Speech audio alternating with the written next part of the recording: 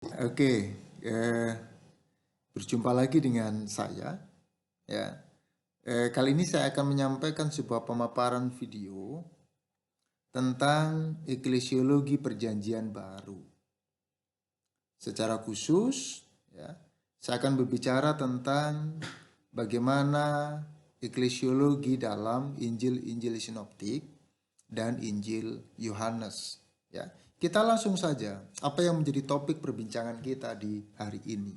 Ya, nah, saya akan memberikan fokus gagasan. Yang pertama pada gagasan, bagaimana kemudian konsep eklesiologi itu kita bisa lihat baik di kitab Injil Sinoptik maupun di Injil Yohanes. Bagaimana penghayatan akan konsep amanat agung yang ada pada mereka? Bagaimana konsep kepemimpinannya? Dan sekaligus persoalan yang berkaitan dengan sakramen perjamuan kudus dan tentunya adalah sakramen baptisan kudus. Ya. Seperti yang saya singgung di video-video sebelumnya, kita bisa menyaksikan bagaimana kehidupan jemaat perdana, ya. Dan itu terekam begitu apiknya, bagaimana kisah para rasul pasal yang kedua menyatakan kehidupan gereja perdana, pasal yang keempat, pasal yang kelima pun demikian. Sebuah gambaran kehidupan ideal gereja perdana. Ya, meskipun kemudian kita tidak bisa menjumpai, ya, bagaimana praktik kehidupan mereka dalam generasi-generasi selanjutnya. Ya. Term-term yang kemudian merujuk kepada jemaat kita juga bisa jumpai dalam kisah para rasul yang 8 misalnya. Dengan sebutan orang kudus, sebutan pengikut jalan Tuhan misalnya. Ataupun kemudian jemaat Allah, tubuh Kristus dalam kitab-kitab atau surat-surat Paulus. Ya. Nah, mari kemudian kita awali bagaimana gagasan jemaat itu dalam pengajaran Yesus. Yang pertama, bisa kita lihat di sini bahwa kemudian Yesus menyampaikan persoalan-persoalan jemaat Kristen sebagai umat Israel sejati. Dari mana kemudian kita merujuk, ya? Yang pertama, yang berkaitan dengan jemaat Kristen sebagai umat Israel sejati adalah kita bisa melihat ketika Yesus, ya, menyampaikan pengajarannya yang terekam dalam Matius pasal yang ke-15. Bagaimana kemudian Yesus membatasi pelayanannya kepada orang-orang Yahudi dan khususnya adalah kepada orang-orang yang disebutnya sebagai domba-domba yang hilang dari umat Israel. Ya. Memang ya kemudian ia tidak memasukkan di situ, ia tidak memasukkan gagasan tentang nation. Tidak memasukkan gagasan kebangsaan dalam berita pengajaran dan misinya. Tetapi ia menaruh perhatian kepada umat Allah dalam arti yang baru. Ia menaruh perhatian dalam konsep umat Allah dalam pengertian yang lebih segar. Ya. Nah, ini yang pertama kaitannya dengan ia hadir untuk domba-domba yang hilang. Yang artinya ini merupakan gagasan yang di dalamnya mengandung atau tercakup sebuah perhimpunan, sebuah persekutuan yang ada. Ya, masih dalam konsep jemaat Kristen sebagai umat Israel yang sejati. Kita lihat bagaimana pengajaran Yesus ketika kemudian ia menyebutkan dengan istilah domba-domba yang hilang. Ya. Dan itu dapat dibandingkan, ya, dengan disebutnya murid-murid sebagai domba-domba. Ya. Memang kemudian tidak secara perseorangan melainkan sebagai kawanan domba, kawanan kecil. Lagi pula di situ kemudian kita bisa melihat bagaimana Yesus mengutip kitab Zakaria. Ya. Sebuah ayat yang menubuatkan bahwa domba-dombanya, yaitu kemudian dalam konsep yang dikembangkan oleh Yesus adalah murid-muridnya, akan mengalami tercerai-berai. Dan keterangan ini memang kemudian memandang perjanjian lama, ya, sebagai sumber rujukan bahwa bangsa Israel sebagai kawanan domba yang lazim pada waktu itu. Ya. Kita bisa menyebut pula misalnya contoh sebutan tentang penggarap-penggarap kebun yang jahat, yang memperlihatkan dugaan Yesus sebelumnya bahwa bangsa Yahudi akan menolak anak dan bahwa kebun itu akan disewakan kepada penyewa-penyewa yang lain. Ya. Matius pasal 21. Teman-teman bisa membaca di sana. Ya. Kerajaan Allah di situ dihubungkan bukan hanya dengan penolakan bangsa Israel yang lama, tetapi juga dengan penetapan umat Allah yang baru. Karena itu, hemat saya, bahwa kemudian dalam pasal Matius pasal yang ke-21 itu, ya, merupakan sebuah kesaksian yang penting tentang pemikiran Yesus mengenai apa? Mengenai perhimpunan, mengenai sebuah persekutuan yang sangat menentukan di periode selanjutnya. Perhimpunan pengikut-pengikut Yesus, 12 murid dan murid-murid yang lain. Ya. Yang berikutnya mari kita lihat bahwa kemudian murid-murid itu juga sebagai pusat jemaat baru. Ya. Tak dapat disangkal bahwa memang kemudian Yesus mengumpulkan sekelompok orang yang kemudian disebut dengan murid-muridnya.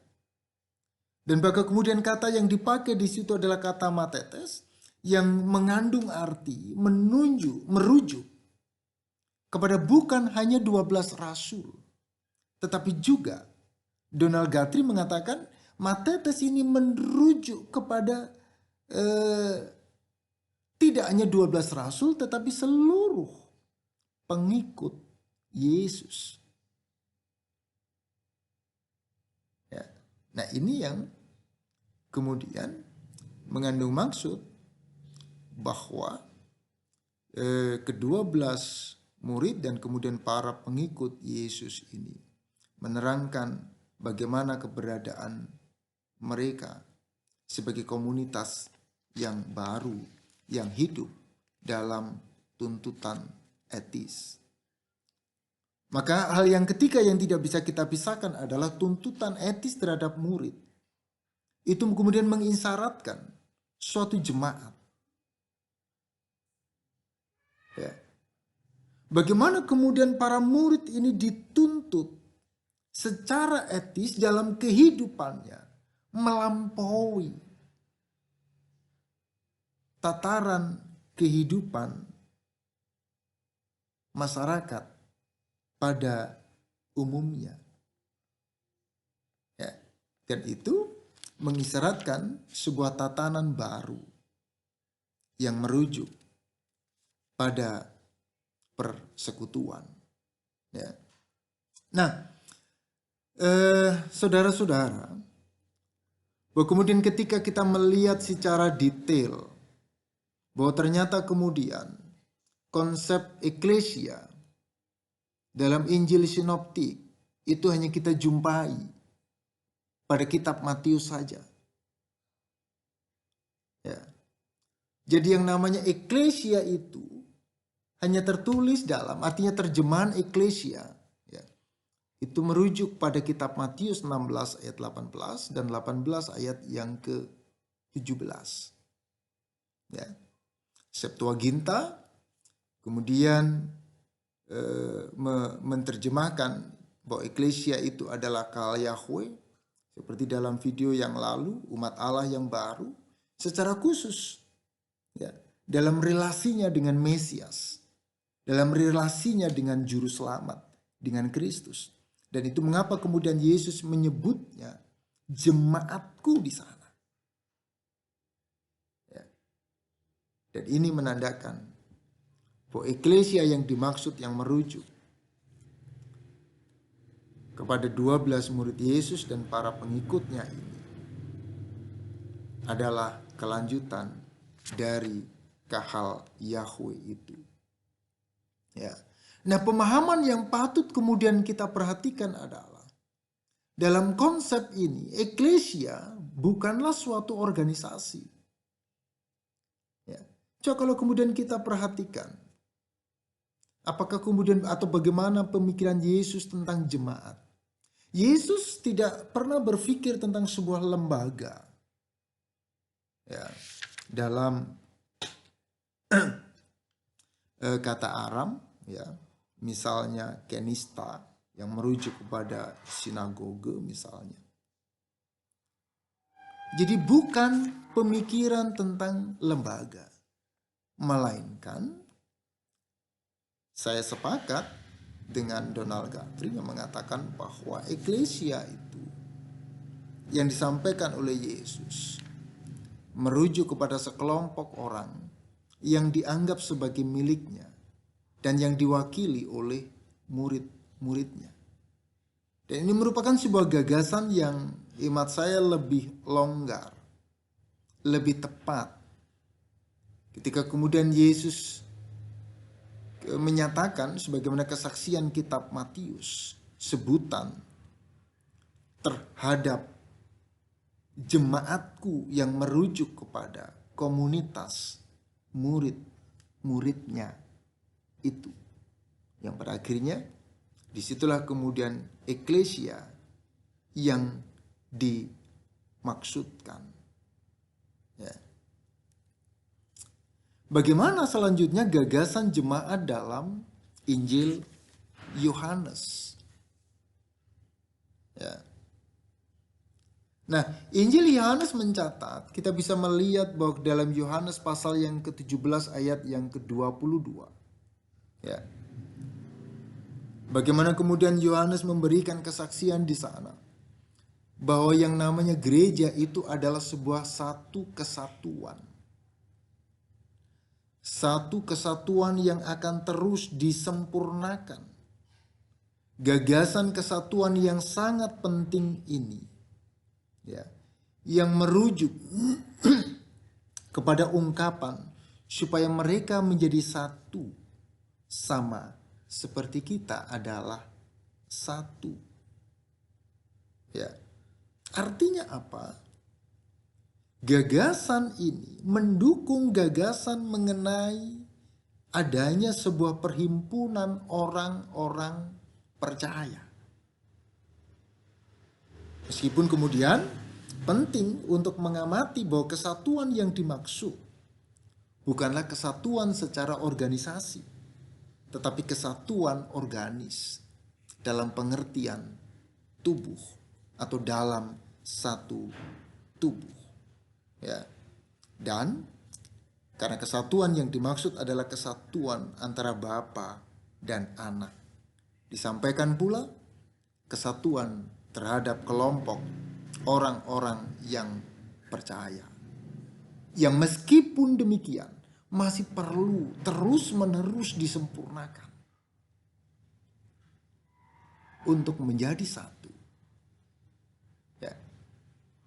Dan tentulah di situ yang dimaksudkan suatu pengertian kesatuan rohani. Ya. Yang artinya apa?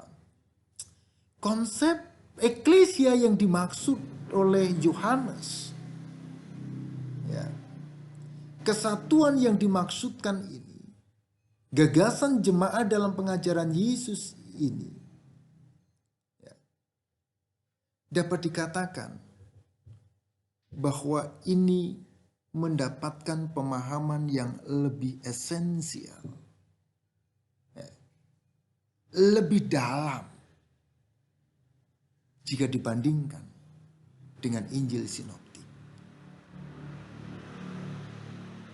Nah, apa yang menjadi dasar kesatuan gereja?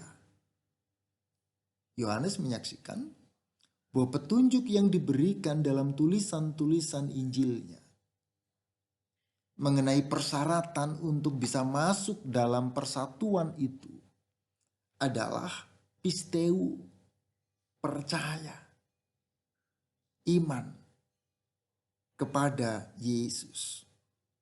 Ya, dan itu artinya tidak dapat diragukan bahwa Yesus memikirkan akan adanya sebuah jemaat yang terdiri dari orang-orang percaya yang dipersatukan bersama-sama oleh Yohanes, atau yang dipersatukan bersama-sama dalam iman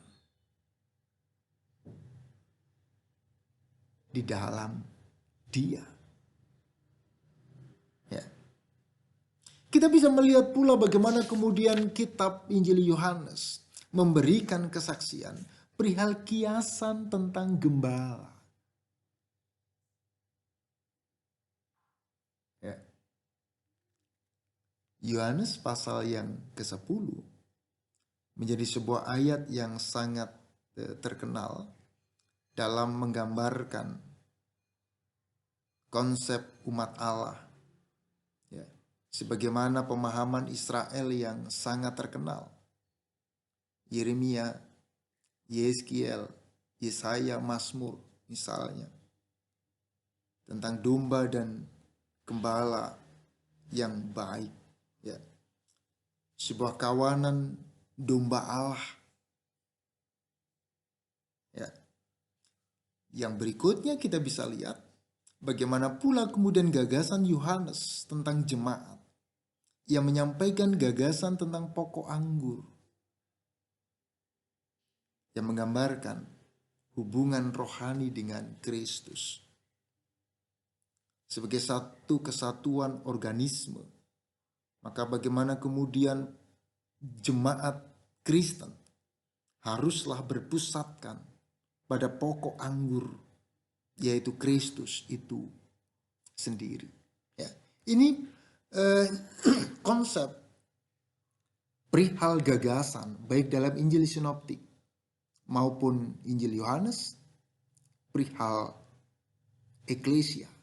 Ya.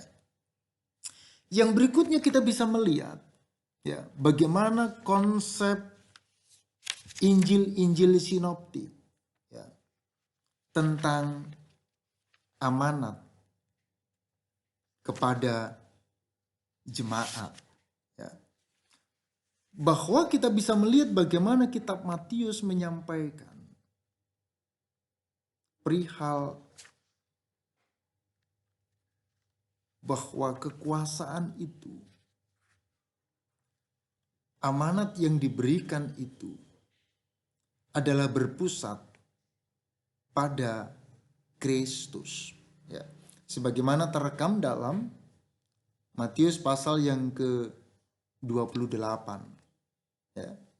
Tentang amanat agung. Ya. Ayat 19 dan 20 misalnya. Kekuasaan terletak pada diri Yesus sendiri, bukan pada murid-murid. Dan itu artinya sama sekali tidak terpikirkan sebuah struktur organisasi gereja yang mempunyai kekuasaan. Amanat yang disampaikan dalam konsep Matius adalah sebuah misi yang bersifat universal. Para murid itu berasal dari semua bangsa dan negara. Ya. Baptisan merupakan tanda pemuritan yang terjadi. Dan kelompok-kelompok yang sudah percaya kepada Yesus itu mendapatkan pengajaran. Yang pusat pengajaran itu adalah Yesus itu sendiri. Dan itu artinya sekaligus Yesus menjadi pusat kehidupan orang-orang percaya. Bagaimana amanat yang bisa kita saksikan dalam kitab Markus? Ya, kita bisa mencatat bahwa Markus menyampaikan pula sebuah pewartaan Injil kepada semua bangsa. Ya, walaupun Markus tidak memasukkan apa-apa sebagai amanat akhir sebagaimana kitab Matius. Ya. Namun ia mencatat pernyataan Yesus yang berkata bahwa Injil harus diperhatikan, harus disebarkan, harus diberitakan kepada semua bangsa. Ya, pasal yang ke-13. Dan itu berarti pelayanan Injil yang dilakukan oleh Yesus akan terus dilanjutkan oleh para murid pasca kematiannya. Bagaimana kitab Lukas mencatat? Kitab Lukas mencatat bahwa kemudian di dalam nama Yesus berita tentang pertobatan dan pengampunan dosa itu harus disampaikan kepada segala bangsa. Dan itu disampaikan di sana mulai dari Yerusalem. Ya. Artinya apa? Amanat agung Yesus jelas berkesinambungan dengan Yesus sendiri. Ya. Walaupun sekarang didukung oleh kematian dan kebangkitannya. Ya. Bagaimana dengan Yohanes? Ya. Gagasan tentang amanat ya, kepada jemaat menurut Yohanes. Bahwa kemudian Yohanes memberikan kesaksian kepada kita perihal pengumpulan anak-anak Allah yang tercerai-berai. Ya. Konsep tentang pengumpulan ini ya, memerlukan sesuatu yang melaluinya tugas pengumpulan itu dapat diselesaikan.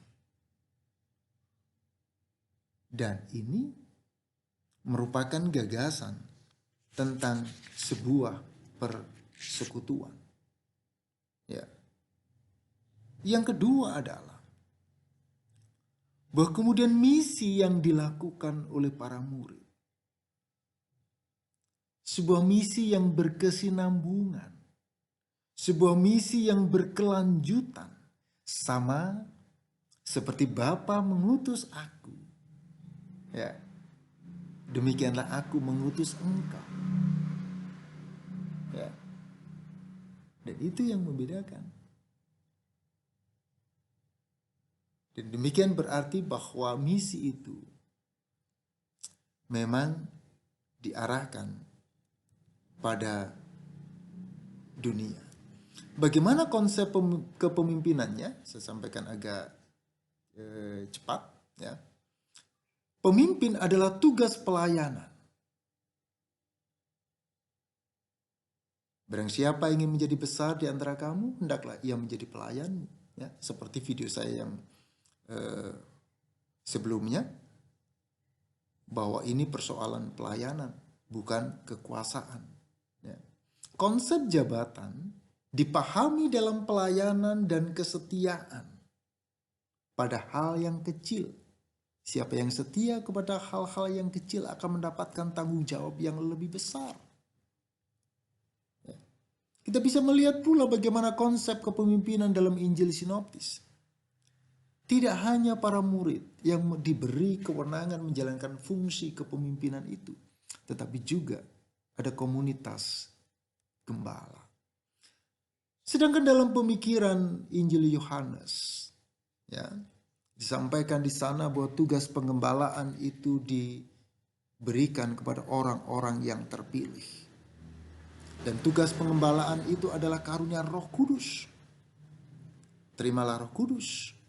Yang artinya apa? Mereka menerima Roh Kudus, mendapatkan kuasa, mendapatkan ketetapan. Ya.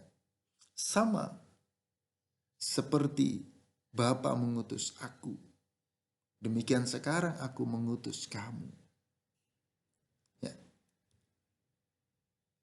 Dan pemimpin harus berusaha untuk mengikuti teladan dan kerendahan hati Yesus. Nah, ini yang menjadi tekanan dalam konsep kepemimpinan yang berada dalam pengajaran Yohanes. Bagaimana persoalan sakramennya? Ya. Injil Sinoptis memberikan keterangan kepada kita sekalian, ya, bagaimana pemahaman baptisan Yohanes, ya, merupakan sebuah seruan pertobatan untuk pengampunan dosa. Ini yang perlu dipahami, bahwa ini sesuai dengan seruan kepada orang-orang untuk bertobat karena kerajaan Allah sudah dekat. Ya, itu yang disampaikan dalam seruan baptisan yang dilakukan oleh Yohanes. Yang berikutnya, bagaimana baptisan Yesus? Memang betul di awal bahwa baptisan yang dilakukan oleh Yesus yang kemudian dilayankan oleh para murid masih melanjutkan baptisan Yohanes. Tetapi ada tekanan di sana bahwa Yesus melakukan baptisan dengan api dan roh. Artinya apa? Persoalan baptisan yang dilayankan oleh Injil Sinoptis dalam konsep itu bukan hanya persoalan mekanik. Ya. Bukannya persoalan mekanis.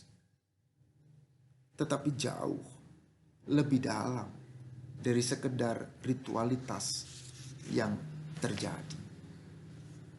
Ya. Bagaimana kemudian amanat kepada para murid? Maka para murid pun mendapatkan tugas yang sama untuk melanjutkan layanan baptisan sebagaimana seruan yang dilakukan baik oleh Yohanes Pembaptis dan kemudian oleh Yesus. Nah, Injil Yohanes melihat memang kemudian tidak disampaikan kisah baptisan Yesus, tetapi di situ menekankan Yesus, dia yang datang sesudah Yohanes. Artinya apa? Bahwa kemudian Yohanes menjadi semakin kecil dan Yesus menjadi semakin tinggi, semakin besar. Menekankan betapa pentingnya keberadaan Yesus baginya. Dan baptisan Yesus dipahami dalam relasi dengan penderitaannya. Baptisan Yesus dipahami dengan pelayanan yang akan dilayankan selanjutnya. Sebagaimana perjumpaannya dengan Nikodemus, Yohanes memahami bahwa baptisan itu dilahirkan dari air dan roh. Ya. Dan jauh melampaui pemikiran yang dipahami oleh Nikodemus, yang berarti dilahirkan kembali secara fisik. Ya. Tetapi kemudian bagaimana secara rohani baptisan itu juga perlu dihayati. Ya. Bagaimana tentang sakramen perjamuan kudusnya? Kita mencatat bahwa kemudian Injil Sinoptis, baik Matius, Markus pun Lukas, mengisahkan kepada kita sekalian tidak ada penetapan untuk perjamuan kudus itu dilakukan pada periode berikutnya. Ya. Memang kemudian kita bisa mencatat bagaimana kemudian kitab Korintus misalnya menyatakan tentang perjamuan kudus yang dilakukan secara berulang. Ya. Bagaimana kitab Injil Yohanes? Yohanes juga tidak mengisahkan penetapan perjamuan kudus. Ya. Tapi kemudian kita melihat bagaimana gagasan perjamuan kudus itu merujuk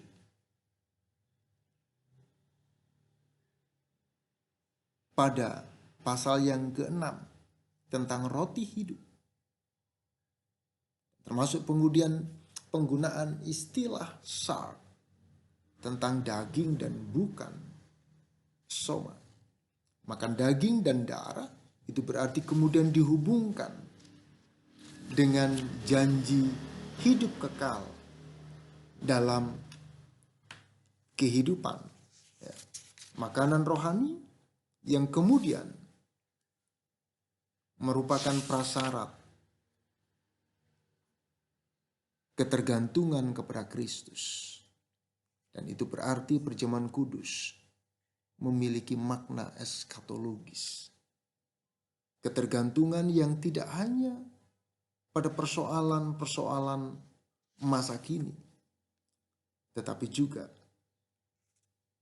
pada kehidupan yang selanjutnya. Ya. Bahwa kemudian Yesus memandang ke depan pada akhir zaman. Dan itu ditemukan dalam kisah-kisah yang ada. Ya. Misalnya juga kita bisa melihat dalam kitab Injil Sinoptik mengenai Yesus yang akan minum hasil pokok anggur yang baru dalam kerajaan Allah misalnya. Atau mungkin juga dalam kitab Korintus misalnya.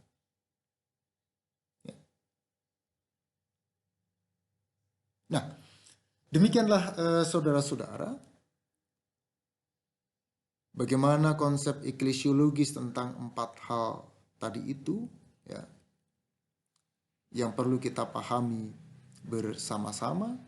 Kiranya ini kemudian memberikan stimulan kepada kita sekalian. Pemahaman eklesiologis di Perjanjian Baru, secara khusus dalam kitab Injil Sinoptis dan Injil Yohanes. Silakan memberikan tanggapan dan komentar. Tuhan berkati. Salam semangat.